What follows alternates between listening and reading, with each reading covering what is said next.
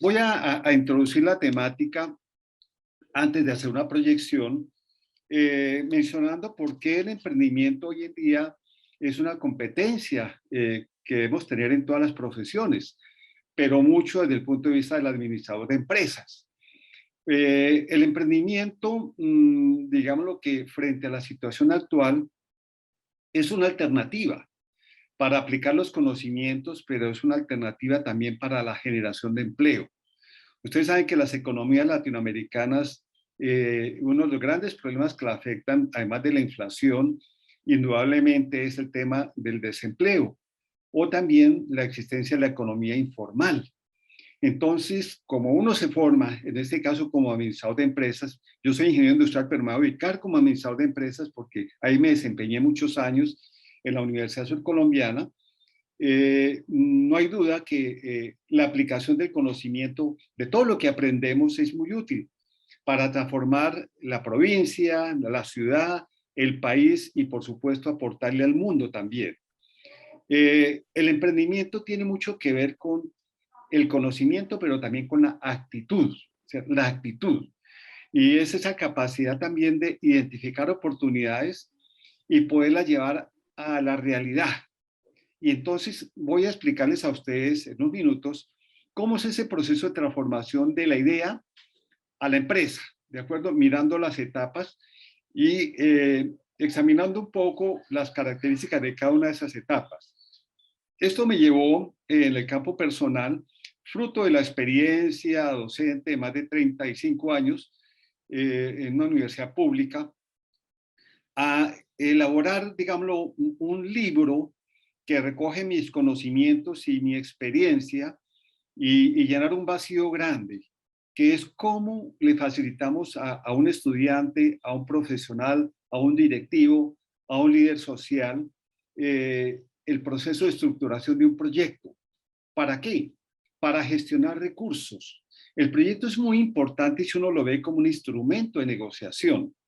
Eso significa que un proyecto bien estructurado fácilmente atrae potenciales inversionistas y ahí tiene un resuelto el tema financiero. Pero un proyecto bien estructurado le permite también acudir a los mecanismos tradicionales de financiación. ¿Y por qué? Porque ellos exigen siempre un proyecto con el análisis de todos los componentes, mercados, el componente técnico, la parte legal y por supuesto todo el componente organizativo y financiero de un proyecto, y eso es lo que vamos a ver a continuación. Bienvenidos.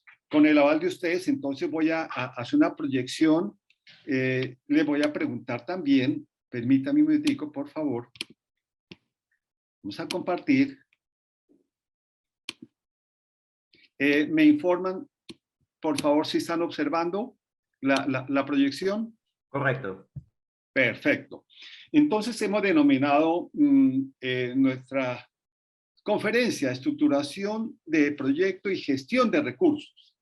Porque para sacar adelante los proyectos necesitamos gestionar recursos, ¿cierto? Y es ahí donde nosotros vemos que un proyecto, uno tiene que de un comienzo tener claro que requiere varias etapas. Una etapa es la que llamamos la planificación del proyecto. Es la etapa equivalente a la preinversión. Y en esta etapa es donde se identifica la idea. Obviamente que hay un proceso para identificar una buena idea. ¿La intención cuál es? ¿Me están escuchando, por favor? ¿Me están escuchando bien? Bueno, si me están escuchando, tengan la bondad. ¿Informan? Sí, sí. Gracias. Entonces, les decía que esa etapa de preinversión es la equivalente a la planificación del proyecto. Y planificar y estructurar bien un proyecto es una competencia que debe tener cualquier administrador, ¿cierto? Pero cuando hablamos de un proyecto, naturalmente se origina en una idea. La idea se puede identificar a partir de una necesidad, pero también de una oportunidad, ¿de acuerdo?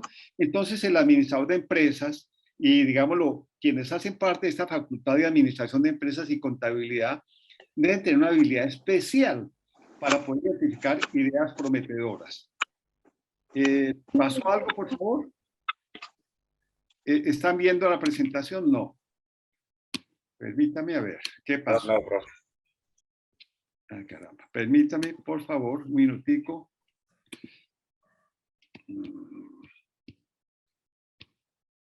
Un minuto, por favor, tuve una interferencia. Ahí están viendo la presentación, ¿o no? No se ve. Deme un momentito. Permítame, ya la vuelvo a compartir y continuamos. No hay problema, estos.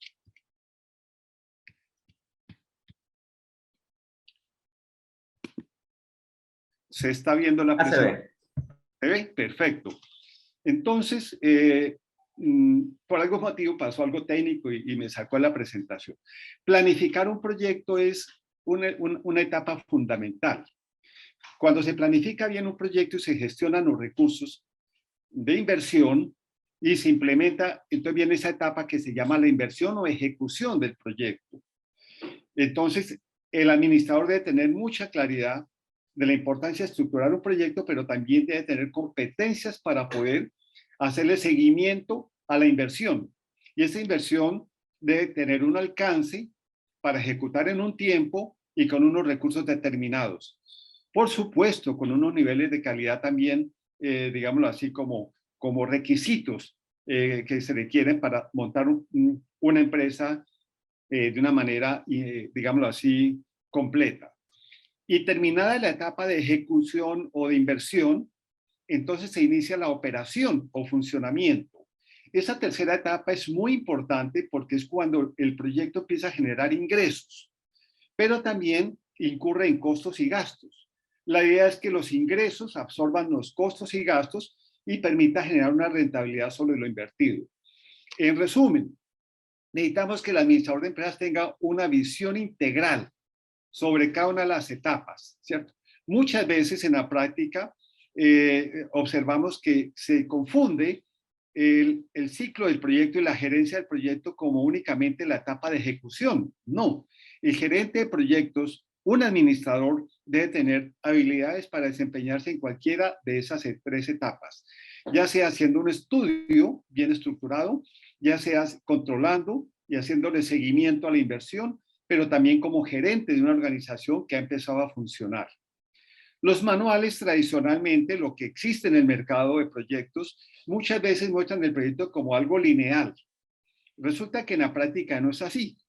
Por eso hice esta figurita con unos círculos que interactúan para indicar que en un proyecto, cuando hay una investigación de mercados, inciden los demás componentes del proyecto. Pero cuando hago el análisis técnico, también inciden los demás componentes del proyecto. Entonces, hay siempre interacción entre todos los componentes del proyecto, incluyendo la parte financiera, como lo vamos a ver en unos minutos. Existen hoy en día también instituciones que recogen las mejores prácticas de gerencia de proyectos. Una de esas en el campo, digámoslo, de nuestro continente, lo llamamos el PMI, Project Management Institute. Y ellos tienen una publicación llamada Pinbook, donde recogen las mejores prácticas de gerencia de proyectos. Sencillamente lo menciono para que lo tengan en cuenta dentro de su bibliografía. Y requerimos una concepción mucho más integral e interdisciplinaria. ¿Qué significa esto?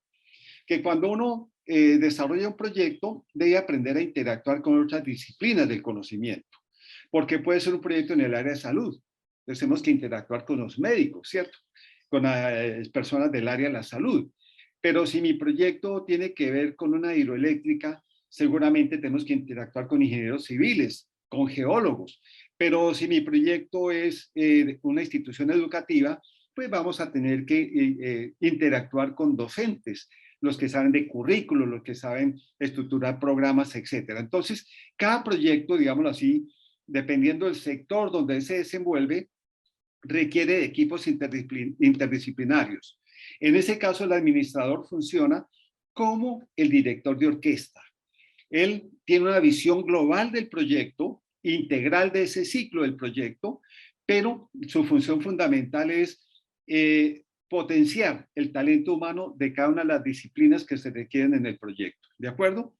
Entonces, si yo hago un proyecto relacionado con, por ejemplo, el café, que usted tiene una zona muy bella de producción de café, indudablemente tienen que actuar con agrónomos, ¿cierto? Con gente relacionada con los cultivos del café, porque son los que tienen el conocimiento técnico, lo cual no significa que yo no tenga una visión como administrador básica, y lo que hago es ser el director de orquesta. No olvidemos ese mensaje.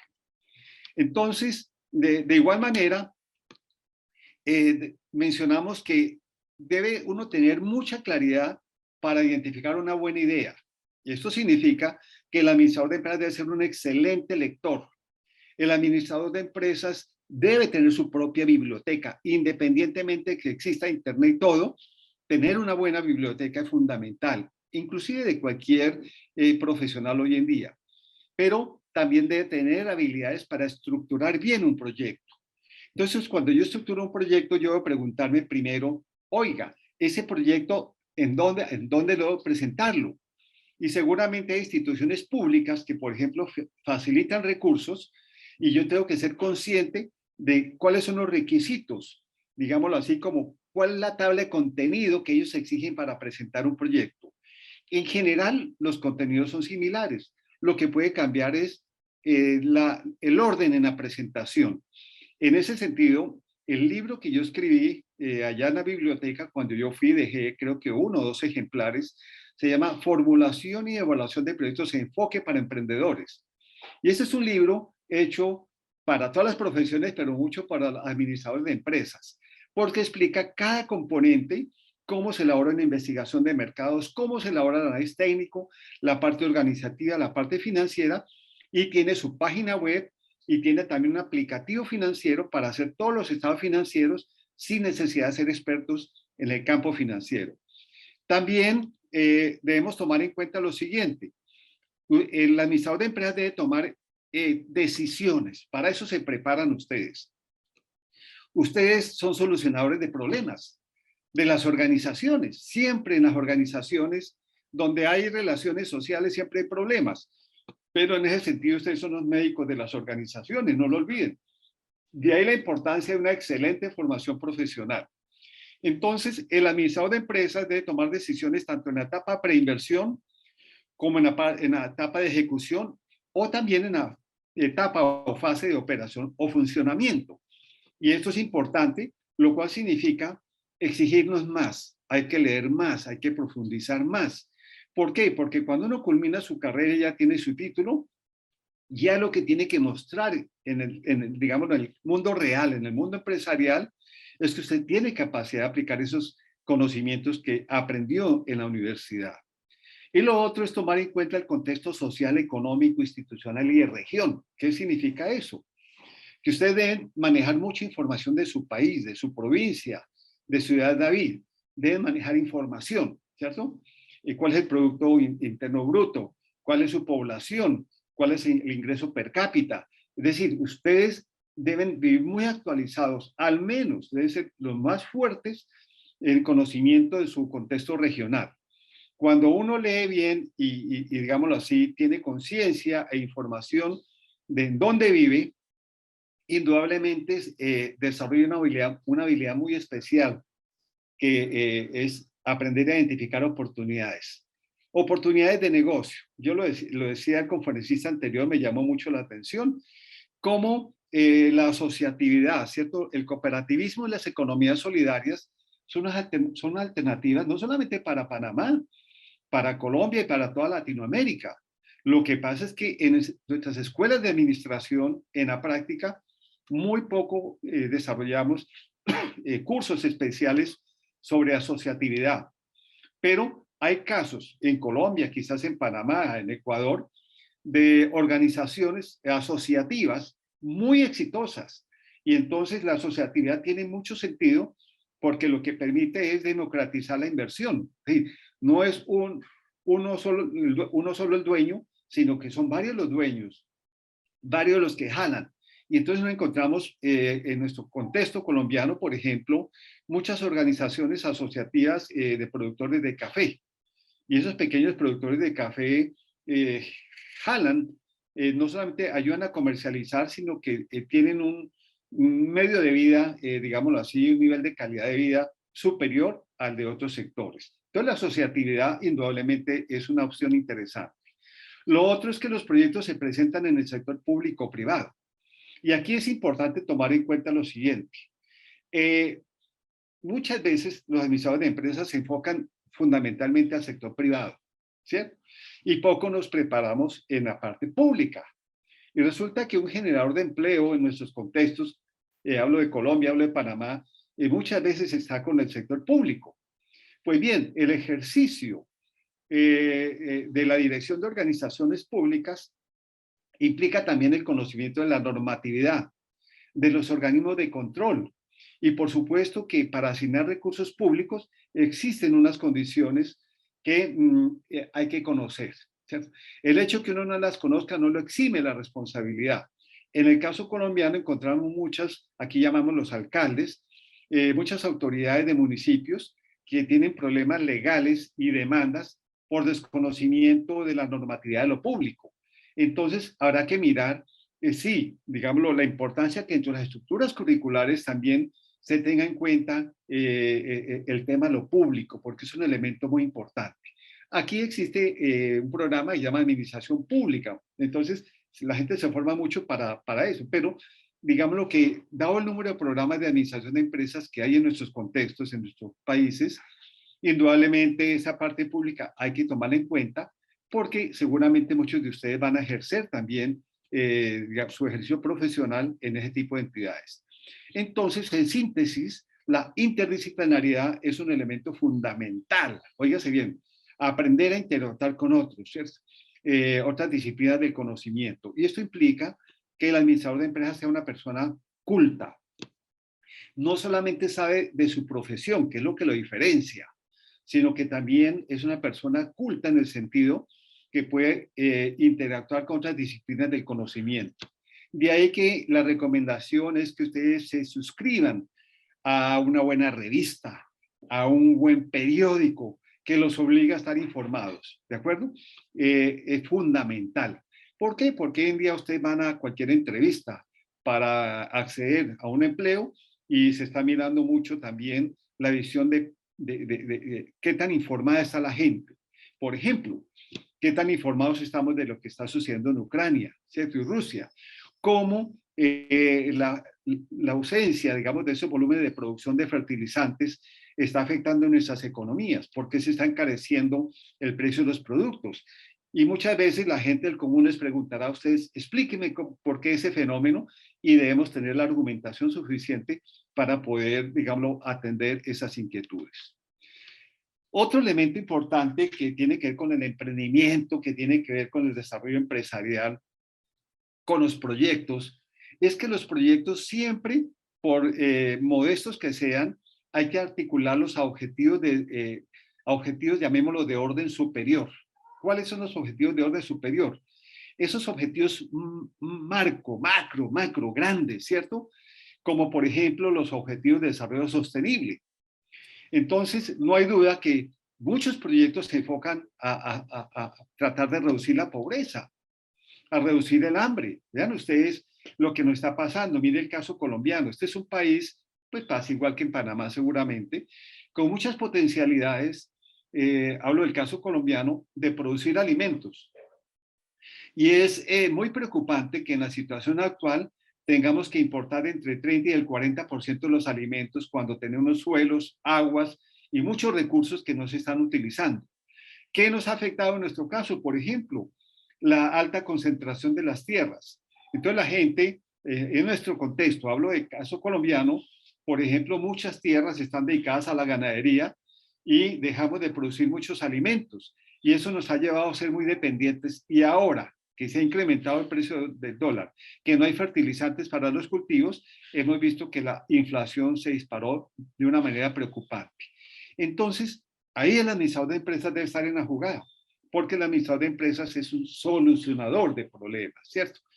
Encontramos en los objetivos de desarrollo sostenible, muchas oportunidades para desarrollar emprendimientos. Por ejemplo, en energías alternativas, el objetivo número 7, no hay duda que hay mucho por hacer. La energía solar, la eólica, en nuestro caso la geotérmica. Encontramos la energía de las olas. Nosotros tenemos 2 mares, pero no lo estamos utilizando para generar energía como lo hacen otros países. Y todo el tema de innovación, infraestructura es fundamental. De ahí la importancia de la investigación y la importancia de que el administrador de empresas también haga parte de los semilleros y grupos de investigación. Nos hemos dado cuenta nosotros aquí en Colombia que no puede haber innovación si no hay investigación. ¿Por qué? Porque la innovación se desprende de los procesos de investigación. Y resulta que nos ha hecho falta investigar más, tener más formación en investigación. Entonces, la invitación hoy también es que motivemos la creación de más semilleros y grupos de investigación y fortalezcamos los grupos de investigación que hay. Yo estuve en esa bella Universidad Autónoma de Chiriquí y me doy cuenta que tiene un potencial enorme, que ustedes están en una universidad maravillosa, donde se pueden potenciar muchísimo y hay que aprovechar porque el tiempo nuestro en la universidad es relativamente corto. Entonces, es una invitación especial. Todo lo que es vida submarina, el cambio climático, ¿quién creyera que por el cambio climático está muriendo más gente que por el mismo virus, el COVID que nos afectó, ¿cierto? Y que nos tuvo encerrados? Pues hoy en día también el tema global no solamente del mercado, el tema global es que hoy en día hay enfermedades globales. El tema de hoy en día es que hay fenómenos naturales que están afectando a nuestros países y que por supuesto nos damos cuenta que en la actual coyuntura, especialmente latinoamericana, está siendo muy golpeada. Entonces, cuando yo genero una idea, óigase bien, siempre voy a articularla a un objetivo de desarrollo sostenible, pero también puede ser a objetivos del orden nacional, a planes, programas nacionales. Entonces hay un plan nacional, hay un plan de la provincia, hay un plan de la ciudad, de Ciudad David, ¿cierto? Entonces yo tengo que mirar, cuando estructuro un proyecto, cómo logro que mi proyecto encaje dentro de ese plan y ese programa. Y en la medida que yo logre en la estructuración del proyecto vender la idea que estoy aportando a tal programa y a tal política del plan de desarrollo, seguramente voy a tener más facilidad de acceder a recursos que si no tengo en cuenta ese elemento. Estas figuritas y esto que he mostrado se encuentran en el libro de proyectos. Yo los invito a que consulten en la biblioteca. Y por supuesto, digámoslo, la idea es que si algún día alguno de ustedes desea acceder al libro, pues hay una plataforma de ecoediciones y ahí encuentran el libro digital, pero encuentran también el libro físico y la idea es que lo puedan aplicar en el desarrollo de sus proyectos. Pero debo decir también que los proyectos tienen diferentes niveles de complejidad. Hay emprendimientos universitarios que uno hace el estudio de factibilidad y de ahí se deriva el plan de negocio y es más que suficiente. Pero hay proyectos como fue la ampliación del canal de Panamá, por ejemplo, un macroproyecto, o la construcción del metro en Ciudad de Panamá, que requirieron varias etapas, los estudios básicos, la prefactibilidad, la factibilidad y lo que llamamos la ingeniería en detalle o ingeniería del proyecto. ¿Por qué? Porque son proyectos de altísima complejidad, tanto desde el punto de vista técnico como también desde el punto de vista de la magnitud de la inversión. Los estudios básicos, por ejemplo, en el caso de la ampliación del canal, pues tenía que ver con todos los estudios de geohidrogeología, con los estudios de geología, ¿cierto? Y por supuesto que ese tipo de estudios aportan información muy útil para poder proyectar cómo se da la ampliación. Luego viene la prefactibilidad, que consiste en coger información secundaria que hay en las instituciones y hacer un prediseño, digámoslo así, de mercados, técnico, financiero, y luego se hace ya una labor de campo mucho más detallada. La diferencia entre la prefactibilidad y factibilidad, ¿cuál es? Que en la factibilidad hay un nivel de detalle mayor, hay más trabajo de campo. Y de la parte técnica de la factibilidad, lo que llamamos la localización, el tamaño y la ingeniería del proyecto, se profundiza y se lleva a un nivel de detalle que esto es lo que se saca a licitación de las obras. Entonces, seguramente en la ampliación del canal o en el metro hubo licitaciones y esas licitaciones tienen la información básica para que cualquier empresa del sector pueda presentarse a concurso, a esas convocatorias y poder concursar para ser responsables de la ejecución de determinadas obras. Repito, Esto se da en proyectos de alta complejidad y por eso esa curva que ustedes observan va disminuyendo en la medida que voy avanzando en los estudios. ¿Qué significa? Si yo soy un administrador de empresas, a mí me están formando y me estoy preparando para tomar decisiones en cada una de las etapas del proyecto. Entonces, el administrador de empresas siempre tomará decisiones, ojalá con el menor nivel de incertidumbre. Pero vean ustedes que esto nunca es cero, porque en todo proyecto siempre hay algún nivel de incertidumbre. Pero la intención es que ustedes tengan información, tengan los estudios y que puedan tomar decisiones, digámoslo así, acertadas en un proyecto. En general, para ir redondeando, un proyecto tiene varios componentes y eso es lo que yo logro desarrollar en mi obra.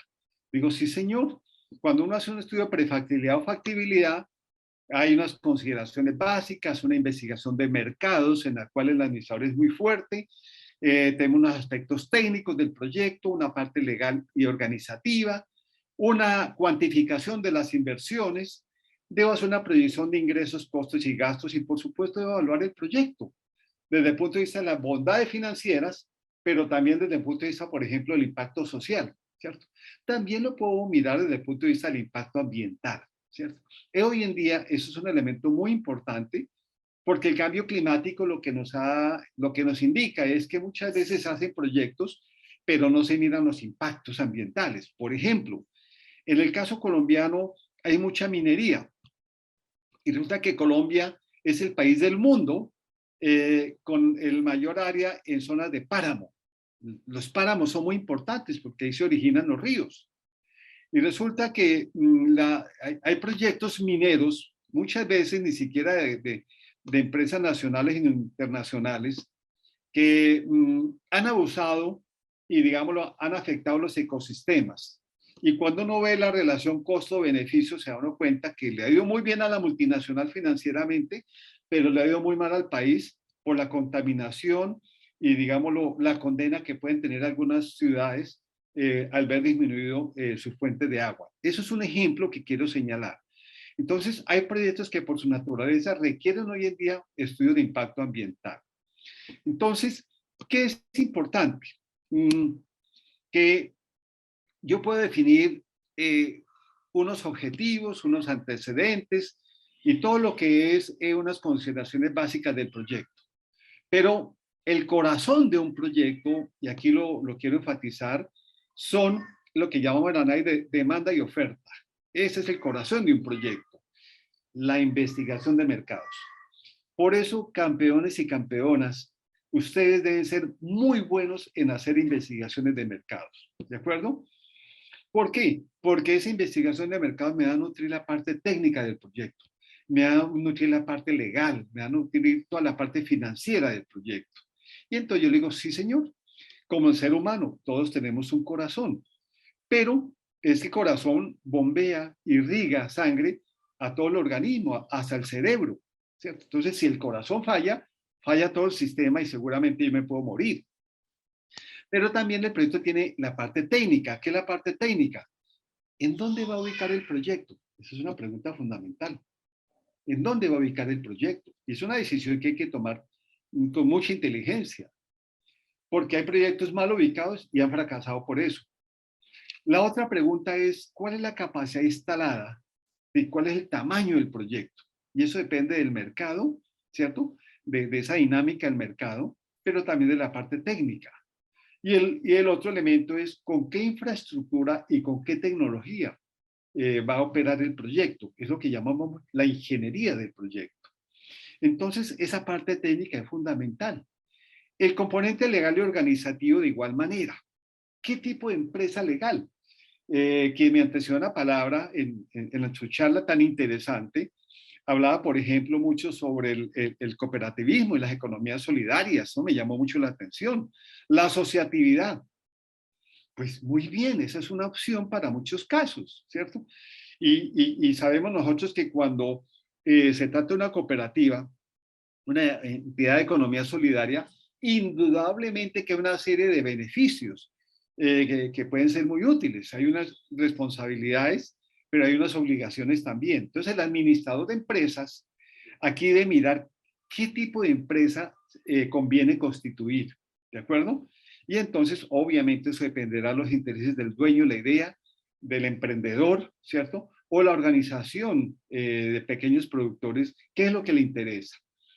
Y naturalmente, aquí viene el otro componente, la parte financiera.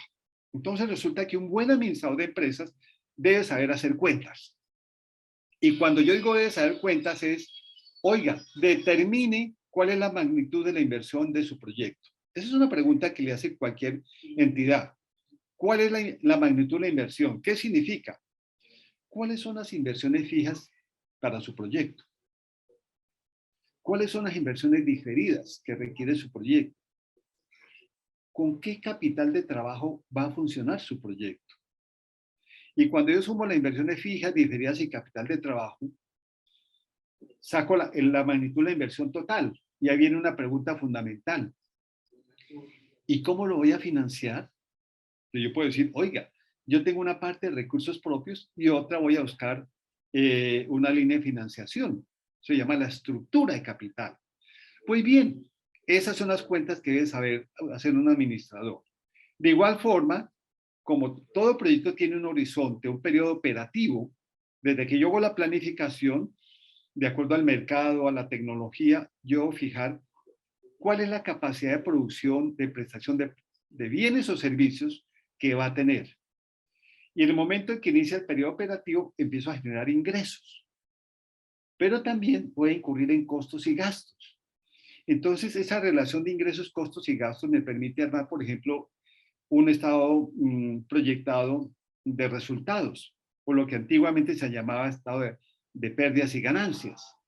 Y ese conjunto de elementos, tanto inversión y financiamiento como ingresos, costos y gastos, me va a permitir determinar los indicadores integrales de rentabilidad. La tasa interna de retorno, el valor presente neto, la relación beneficio y bueno, en fin, todos esos elementos, ¿de acuerdo? Errores y fallas que se presentan muchas veces. La idiosincrasia y desconfianza que hay, muchas veces para acceder a la información. Hemos encontrado en el caso colombiano estudios mal elaborados, ¿cierto? Y entonces ya cuando se pasa a la fase de ejecución, venga que hay problemas, entonces nunca van a operar.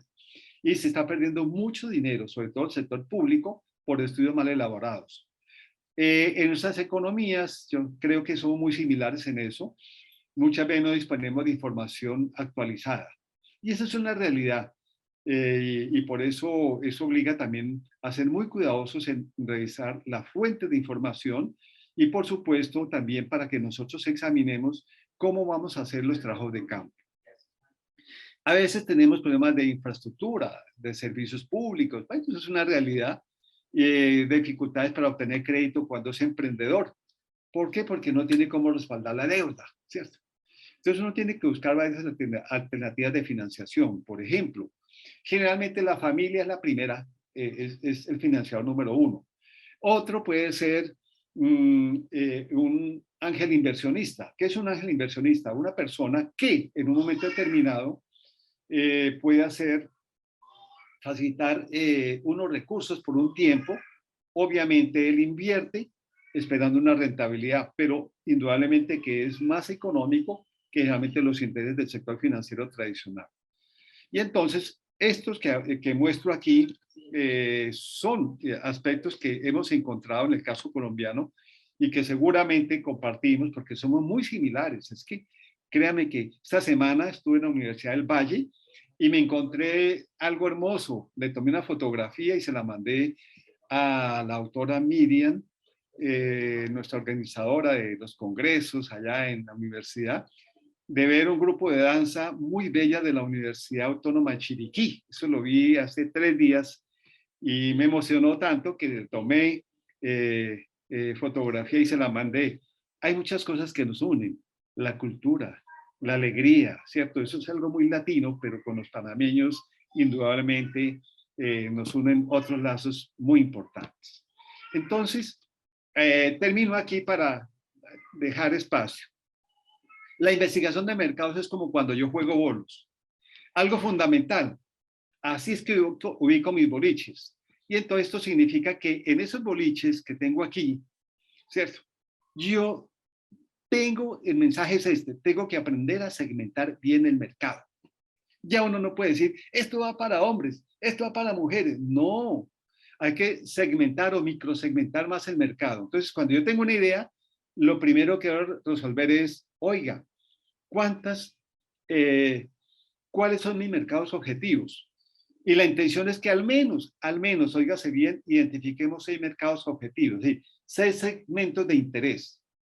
Pero cuando yo tiro la bola grande, seguramente ustedes dirán, uy, profe, la idea es pegarle a esta a la mitad, para que me genere digámoslo, un vector, una fuerza aquí, que me tumba las de este lado, las de este lado y las de la mitad y tumbar los 10. Pues bien, esta bolita inicial se llama mercado inicial. Muchas veces cometemos errores cuando somos emprendedores porque no tenemos claridad cuál es el mercado inicial, sino que hablamos generalidades. Recuerden, las generalidades no sirven. Al menos identifiquen 6 y tomen la decisión cuál es su mercado inicial, que no necesariamente es el más grande, sino es el mercado con el cual voy a iniciar actividades y que me da la experiencia, el conocimiento para inclusive el flujo de caja para después ir incursionando gradualmente en otros mercados que yo pueda tener y la empresa se va creciendo como una espiral. Dejo ahí para que por favor, si hay alguna pregunta, por favor ustedes la hagan y poderlos atender respetando el tiempo que me han asignado. ¿Les parece bien? Entonces, abrimos sesiones de preguntas. Si tienen alguna pregunta, por favor, para poderla atender. ¿Me escuchan?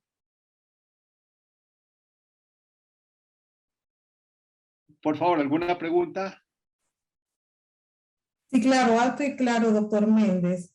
De Bueno, hecho, yo creo que los chicos han quedado, como quien dice, bien satisfechos con la presentación, porque de verdad que excelente, doctor, muy buen material.